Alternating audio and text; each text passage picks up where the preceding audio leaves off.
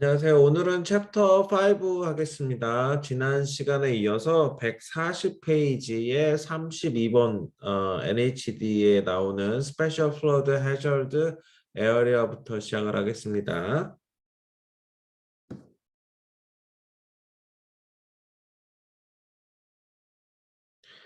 자, 32번에 보시면은 아까 말씀드린 대로 Special 잠시만요.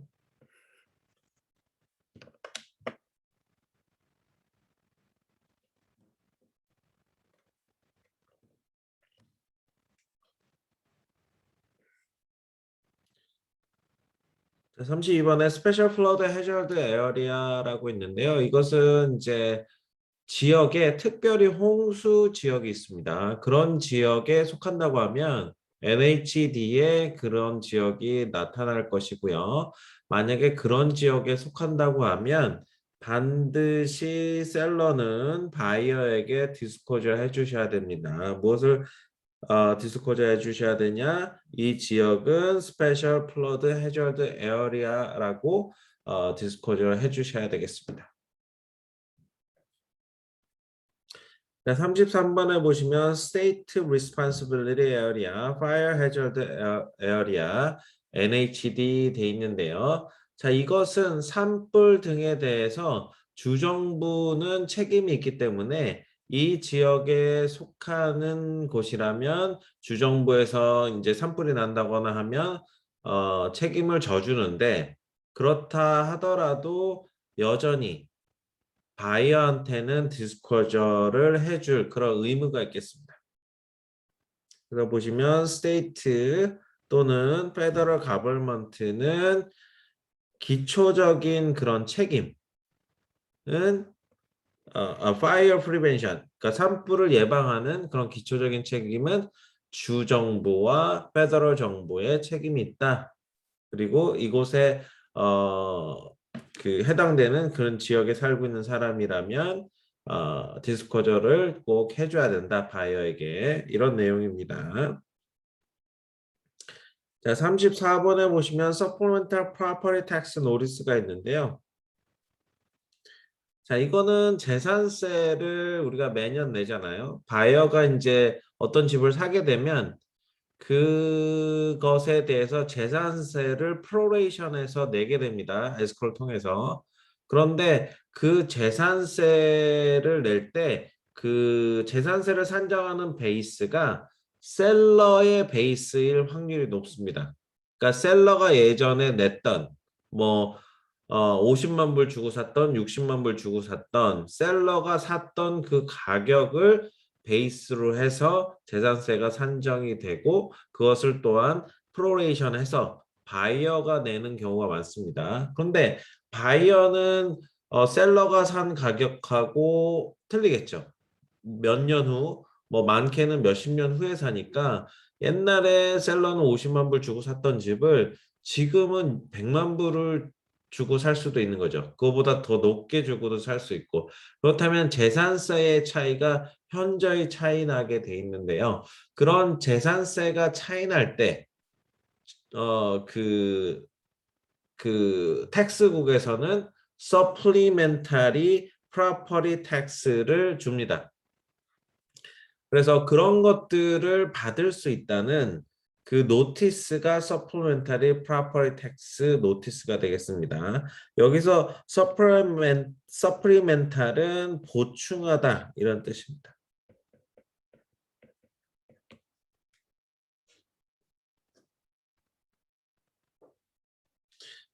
그리고 실제로 우리가 딜을 하다 보면 바이어가 이제 에스코를 통해서 재산세를 내고 난 다음에 더 이상 낼 것이 없다라고 생각하실 수도 있겠고요. 그 다음에 10월 말에 프로퍼티 텍스 빌이 나오면 그것을 바이어가 냅니다. 자기 재산세라고, 자기 재산세죠. 자기 재산세이기 때문에 내는데 그것은 여전히 셀러의 베이스로 해서 그걸 바탕으로 재산세 산정이 낸 것이 이제 빌로 올 수 있습니다. 그렇다면 실제 더 많이 내야 되는데 셀러의 베이스이기 때문에 더 작게 내게 되는 거죠. 그래서 손님한테 지금 오는 재산세보다 나중에 더 보충되는 그런 재산세비를 받으실 수 있습니다. 그것이 supplemental property tax인데요. 그것을 더 받으실 수 있으니 놀라지 마십시오. 이렇게 얘기를 해줘야 에이전트가 그렇게 얘기를 해주셔야 되겠습니다. 그러니까 바이어는 재산세 다 냈다고 생각하는데 또 비리 오니까 짜증이 날 수도 있거든요. 그러니까 미리 얘기해 준다면 그런 뭐 예상치 못했던 짜증나는 상황이 덜 발생이 되겠죠. 35번에 보시면 subdivide land law 있는데요. 이거는 개발 시에 생기는 그런 법입니다. 그래서 new development를 할 때 콘도나 퍼드 홈 같은 것을 지을 때 적용되는 법이고요. 자, 이것은 5개 이상의 랏이나 파슬로 나눌 때 생기는 법입니다. 자, 페이지 넘기셔서 36번에 오시면 Subdivision Map Act가 있습니다. 자, 요 위에서는 랜드로인데요. 요거는 저는 이제 랜드로 구분하는데요. 5개 이상의 랏으로 분할할 때 쓰이는 법이고요. Subdivision Map Act는 2개 이상의 랏으로 나눌 때 쓰이는 적용되는 법입니다. 그래서 여기 보시면 two or more lot, 파스를 나눌 때 쓰이는 적용되는 법이 되겠습니다. 나중에 이 부분들은 또 나오는 것들이 있습니다. 하지만 이게 이제 디스클로저에 해당이 되는 그런 내용이다 보니까 다시 한번 나온다고 보실 수 있겠습니다. 자, 37번 보시면 Transfer Disclosure Statement TDS라고 되어 있는데요. 이 TDS는 좀 중요합니다. 우리가 실무에서도 중요하고 시험적인 면에서도 이제 중요한데 TDS라고 하는 것은 셀러가 바이어에게 내가 이 집을 살아보니 그동안 어떠어떠한 일이 있었더라.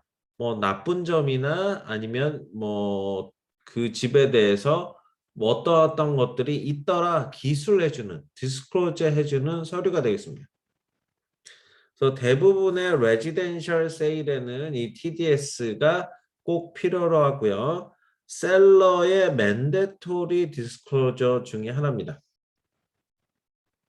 그리고 어떠한 내용이든지 간에 그 중요한 사항이 그러니까 부정적으로 발생하는 그런 중요한 사항이라고 한다고 하면은 무조건 셀러가 디스클로저를 해줘야 되는 그런 내용들을 해주는 디스클로저가 TDS가 되겠습니다. 자, TDS는 1 to 4 유닛, 그러니까 싱글하우스부터 4 유닛 아파트까지의 적용이 되고요. 그 다음에 예외가 있습니다. 그 1 to 4 유닛에는 대부분 TDS가 들어가지만 예외라고 하는 것은 프로베이스 세일, 법원을 통해서 그러니까 사람이 죽으면 이제 법원을 통해서 그런 상속 절차가 일어나는데 상속 세일에 대해서는 예외가 됩니다. 그리고 아리오 은행 매물일 때도 예외가 됩니다. TDS를 안 써도 된다는 얘기예요. 그 다음에 가버먼트 온드 정부 기관이 소유한 그런 프로퍼리에 대해서는 또 TDS를 제공할 필요는 없겠습니다. 그리고 뱅크럽시한 물건 또 TDS를 굳이 그 바이어에게 제공할 필요가 없겠고요. 그 다음에 some trust에 해당되는 그런 집들을 사고 팔 때도 예외의 조항에 해당이 되겠습니다. 자, 이런 집들을 보시면 요 예외 조항도 좀 알고 계셔야 되는데 TDS라는 게 제가 아까 설명을 드렸을 때 내가 살아보니까 이렇더라라는 제가 가정을 했습니다. 그런데 요 프로베이세일이나 아리오나 가버먼트나 그다음에 뱅크럽시 집이나 이런 집들은 집 주인이 살아보지 않았습니다. 그렇죠? 프로베이세일은 집주인이 죽은 상태고 그다음에 아리오는 집주인이 은행인 상태니까 은행이 거기에 살아보진 않았잖아요. 그리고 가버먼트 온드는 정부기관이 소유한 집인데 정부가 그 집에서 살아보지 않았기 때문에 TDS 자체를 제공할 수가 없는 겁니다. 그리고 뱅크럽시 집도 뱅크럽시 한 사람이 그 집에서 애정도 없고 그렇기 때문에 TDS 같은 것을 잘 해줄 이유도 없고요. 자기 집도 아니니까. 그래서 이 이유를 생각해 보면 그 사람이 그 집에 대해서 애착이 없거나 살아보지 않았거나 하기 때문에 TDS를 제공해 줄 수 없는 상황이기 때문에 예외 조항을 만들었다고 보실 수가 있겠습니다. 이 TDS라고 하는 것은 실무에서 최대한 정직하게 셀러가 바이어를 위해서 기술해야 되는 것이고요. 그 다음에 그 셀러는 어, 그 셀러가 꼭 작성을 하셔야 됩니다. 에이전트가 그 셀러가 영어를 잘 모른다고 해서 옆에서 펜을 들고 작성을 해주시면 안 되는 서류고요. 옆에서 도와주실 수 있습니다. 말로는 이러이러한 내용입니다. 그리고 뭐 답을 하십시오. 아니면 기술할 거 있으면 써주십시오 하고 펜은 셀러가 갖고 꼭 기술을 해줘야 되는 서류고요. 에이전트가 옆에서 펜을 갖고 써주면은 그것은 불법이 되겠습니다.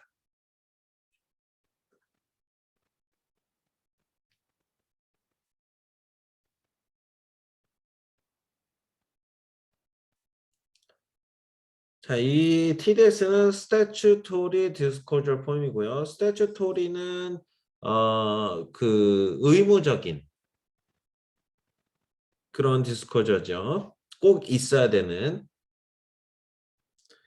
자, 38번에 Very High Fire Hazard Severe Zone 에서 NHD인데요. NHD에 또 산불 고위험 구역, 그러니까 산불이 많이 나는 위험도가 산불의 위험도가 많은 구역에 요런 NHD가 그 표시가 됩니다. 그래서 산에 위치한 집들에 대해서 이런 그런 자연재해의 표시가 되겠죠.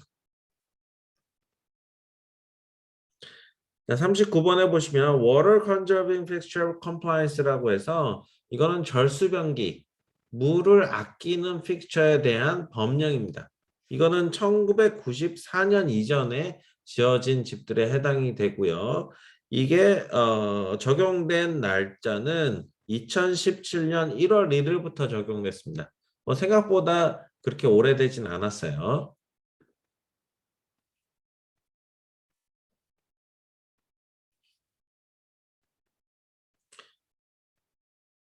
자, 그 밑에 보시면 Water Conserving Picture Disclosure인데요.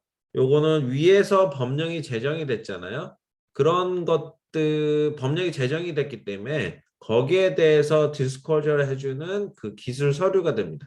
뭐 아까도 말씀드렸듯이 1994년 이전에 지어진 그런 프로퍼리에 대해서 2017년 1월 1일부터 제정이 된 거고요. 그 다음에 2개 이상의 유닛 또 마찬가지로 2019년 1월 1일부터 적용이 됐습니다.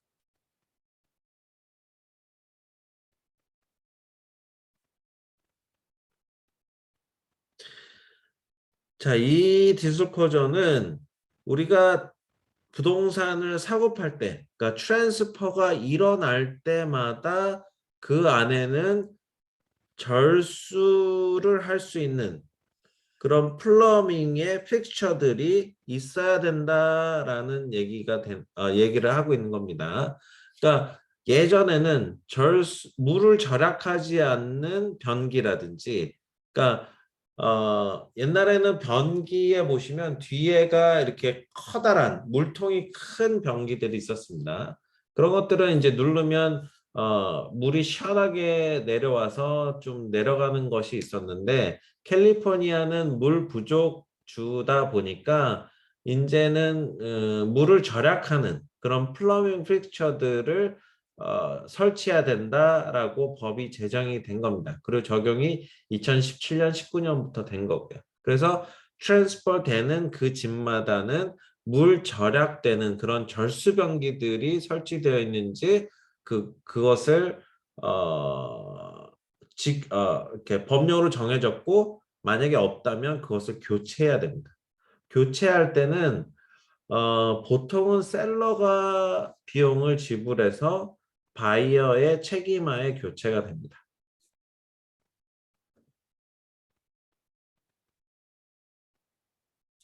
자, 41번 보시면 Water Heater Bracing Statement Compliance가 있는데요. 이거는 이제 그 캘리포니아에는 지진의 위험이 많기 때문에 워터 히터 같은 경우를 이렇게 스트랩 같은 걸로 잡아주는 그런 브레이싱이 되어 있어야 됩니다. 그러니까 워터 히터는 물탱크죠. 물을 따뜻하게 해주는 그런 동그란 이런 물탱크인데요. 그것을 이렇게 무슨 그, 그 철사 같은 동그란 걸로 이렇게 넘어지지 않도록 잡아주는 것이 브레이싱입니다. 자, 이런 것도 법령으로 정해졌습니다. 그래서 워터 히터에 120갤론이 넘지 않는 워터 히터에 프리 엔지니어드 스트레임 킷이 꼭 필요하다라고 얘기하는 것이 그런 것이 필요하다고 법령으로 정해진 것이 워터 히터 브레이싱 스테이트먼트 오브 컴플라이언스가 되겠습니다. 그러니까 워터 히터에는 불도 들어가죠. 가스도 들어가죠. 전기도 들어가기 때문에 만약에 지진이 나서 넘어진다고 하면은 집에 불이 붙기 때문에 위험합니다. 그렇기 때문에 집에 지진이 일어났을 때 그것이 넘어지지 않도록 스트랩을 해주는 그것이 브레이싱이 되겠습니다.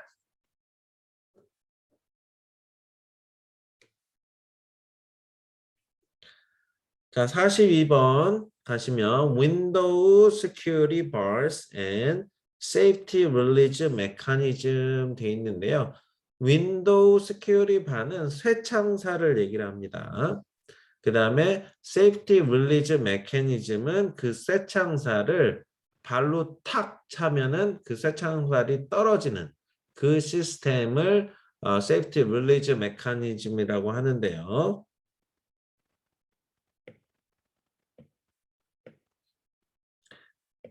자, 창문이 이렇게 있어요.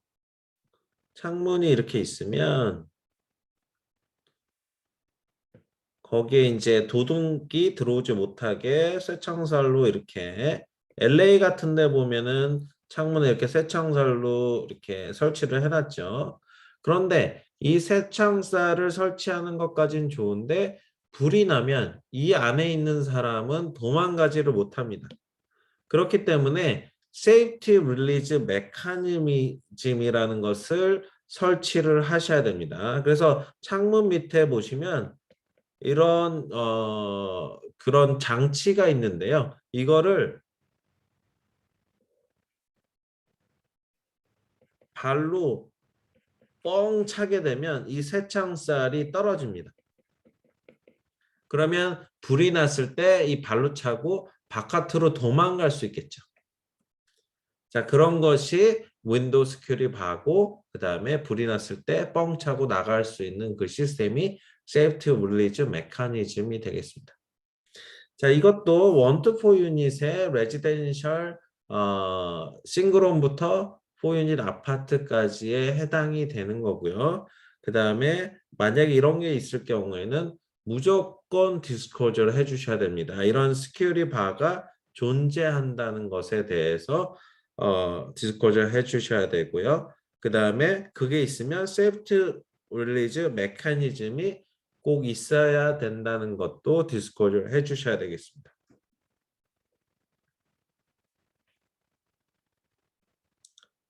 자, 그 밑에 보시면 어드바이저리스가 있는데요. 어드바이저리스는 지침서인데 캘리포니아 시빌 코드에 의해서 꼭 필요한 건 아니지만 그래도 우리가 지침서들을 주면 그 부동산 구매에 아니면 판매하는데 도움을 주는 그런 서류가 되겠습니다.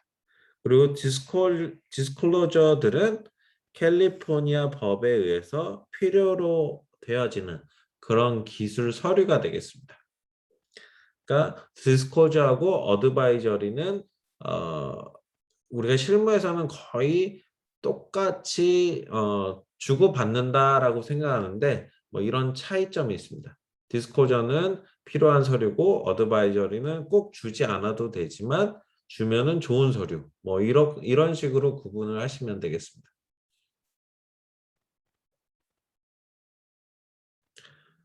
자, 1번에 보시면 Statewide Buyer and Seller Advisory SBSA라고 하는 그런 어드바이저리가 있습니다. 이 어드바이저리는 14장짜리입니다. 14 pages. 자, 굳이 제가 14 page라고 말씀드리는 이유는 요 14장이라는 것을 알고 계시면 시험 문제에 14장짜리 어드바이저리스가 있는데 이것은 무엇이냐라고 물어봅니다. 그럼 14장이라는 것을 알고 계시면 SBSA를 얘기하는구나. 바로 맞히실 수가 있겠죠. 그러니까 여기서는 시험 문제를 풀다 보면 14장이라는 단어가 더 중요한 것 같습니다. 시험 문제상으로 보면 이 내용이 뭐 어떻든지 간에 14장이라는 그 단어가 나왔다. 그러면 statewide buyer and seller advisor를 얘기하는 겁니다.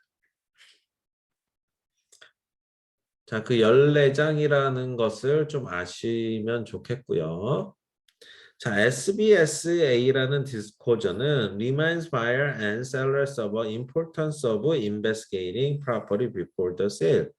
그러니까 SBSA라는 것은 세일을 하기 전에, 그러니까 부동산이 거래가 되기 전에 그 부동산에 대해서 investigating, 그러니까 조사를 하는 것이 매우 중요하다는 것을 셀러와 바이어에게 리마인드 해주는 그런 디스코저가 되겠습니다. 어드바이저리죠. 어드바이저리인데 여기는 왜 SBSA 디스코저라고 했는지 모르겠지만 어쨌든 그 지침을 주는 겁니다. 당신 이 집을 살 때 뭐 셀러든 바이어든 잘 팔고 잘 사시오 뭐 이런 점들을 다 파악을 해서 조사를 해서 잘 팔고 잘 사시오 라고 지침을 주는 서류가 SBSA 서류가 되겠습니다.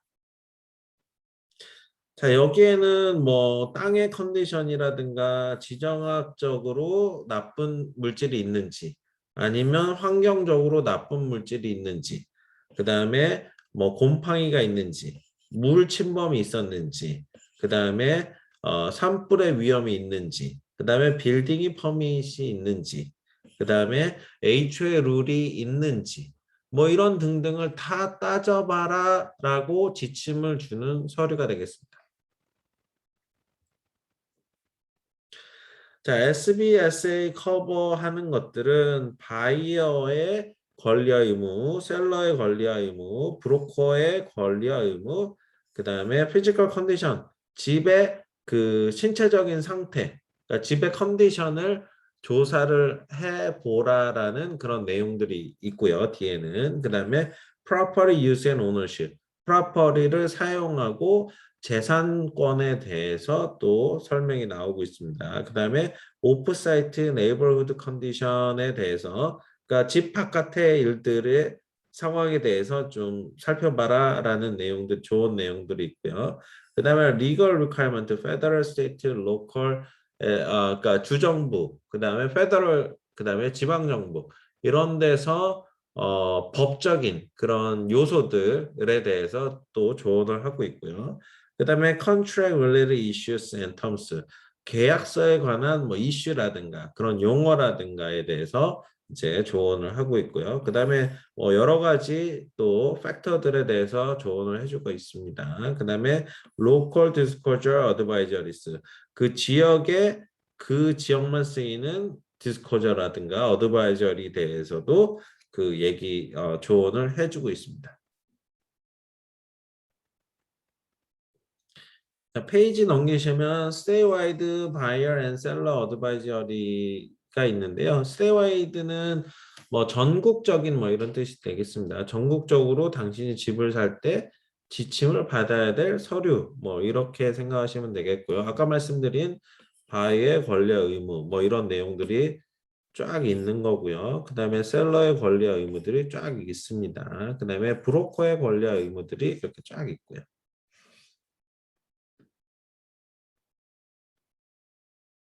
자, 그 다음에 페이지 넘기시면 피지컬 컨디션에 대해서 조사해봐라. 그럼 인스펙션 같은 걸 하라는 거죠. 이지먼트 같은 거 있는지 아니면 불법 침범 같은 인크라치먼트가 있는지 이런 것들도 살펴보고 그 다음에 환경적인 유해 요소가 없는지 그 다음에 이상한 물질이 없는지 그 다음에 지정학적으로 뭐 그 나쁜 것이 없는지 확인해보고 인스펙션은 꼭 하라. 충분히 전문가들을 고용해서 인스펙션을 꼭 하라고 당부를 하고 있고요.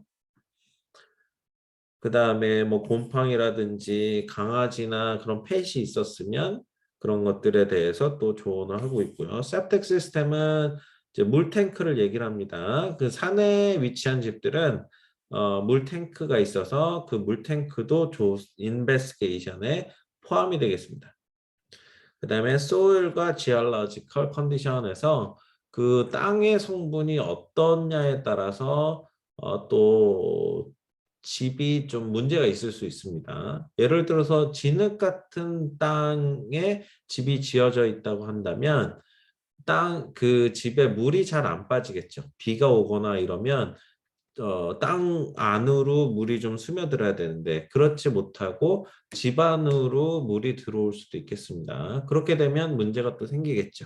그리고 해변에 지어진 집들을 보시면 집안이 약할 수가 있습니다. 왜냐하면 모래 성분이 많기 때문에 모래사장 같은 것들이 많은 게 해변이잖아요. 그러니까 그쪽에 집을 지을 때는 저희가 베니스 비치에 집을 좀 작년까지 좀 많이 지었거든요. 그러면 엔지니어 아키텍트가 그쪽에서 잘 그림을 그려서 그 시에 가서 퍼밋을 받아야 됩니다. 아무 아키텍이나 가서 하면 퇴짜 맞을 확률이 높습니다. 왜냐하면 그 땅이 좀 이제 다른 곳과 좀 다릅니다. 진짜 집안이 좀 약하는 그런 경우들이 있어서 그쪽 지역의 전문가 아키텍트를 통해서 도면을 그리셔야지 그 통과할 확률이 높습니다. 자, 그리고 스퀘어 프리지, 뭐 라 사이즈, 바운더리, 그러니까 집 사이즈나 그다음에 땅 사이즈나 그다음에 경계선이나 이런 것들을 잘 보고 사라는 얘기가 됩니다. 우리가 부동산을 사고 팔 때 에이전트를 통해서 그리고 프로파일 떼어보고 뭐 그다음에 때에 따라서는 어디 들어가서 바운더리도 찾아보고 그러한 일련의 그런 조사들, 인베스티게이션을 잘 하라라는 내용입니다. 자, 이거를 다 설명해 드리기는 좀 그렇고 이 전체적인 디스클로저가 어드바이저리가 집을 사고 팔 때 잘 사고 잘 조사해서 잘 사고 그리고 잘 팔아라 이런 내용들이 있는 겁니다. 그래서 이것이 총 14장짜리 어드바이저리가 되겠습니다. 14장 아까 제가 강조했죠. 14장짜리 나올 수 있습니다. 시험에.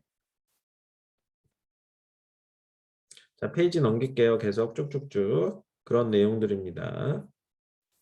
그리고 맨 마지막에 셀러, 바이어, 에이전트 다 사인하는 그런 마지막 페이지가 있겠습니다.